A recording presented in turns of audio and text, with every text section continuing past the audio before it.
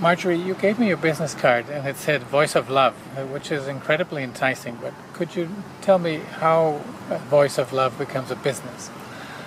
Well, I think you mean a nonprofit because it's a 501c3, in other words, a legal nonprofit organization in the United States. And it has a very special mission, which is supporting interpreting for survivors of torture, trauma, war trauma, and sexual violence. Primarily refugees and asylees, but often anyone who's suffered really, really extreme trauma. And I must confess that as an interpreter trainer, I really got into all this via the back door by sitting on the board of a torture treatment center that's based in Washington, D.C. and Baltimore. But then I discovered by giving a one-day pro bono training for the volunteer interpreters for that center at a time when I thought, as a national leader in community interpreting, that I knew pretty much everything or anything that a community interpreter could ask in a training.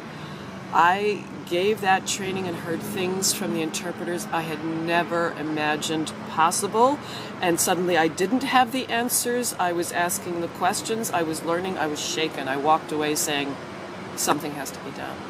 This is not an area where basic interpreter training or basic community interpreter training is enough.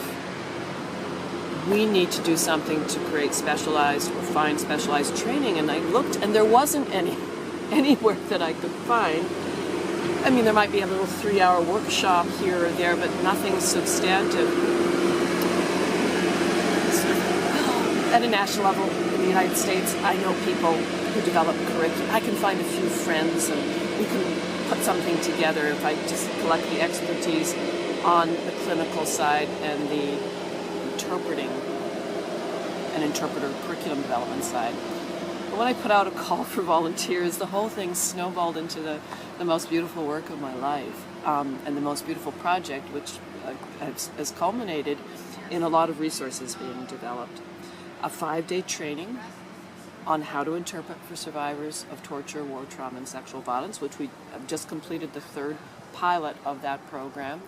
Each pilot has had 5 separate pro bono trainers, experts, top-notch experts in their field of either torture treatment services and therapy on the one hand, or interpreter training and curriculum development on the other.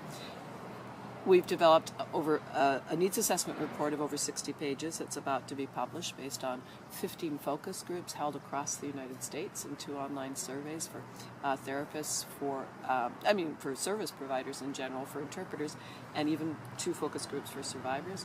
We've created 2 guides, which should be published in a few months, of over 40 pages each, one for service providers, one for interpreters in this very complex field. And we've had we've developed a training manual of over 300 pages that we hope to make available around the world, because there just aren't the resources to bring together the expertise to support interpreters in this incredibly traumatic area. To give you an example, we heard again and again that sometimes what the interpreters were hearing, what the survivors were revealing, the inhumanity that is done to human beings, was so huge and so moving that the survivor could be crying, the therapist could be crying, the interpreter could be crying. So it's deep and beautiful work, but the interpreters who perform it truly need support.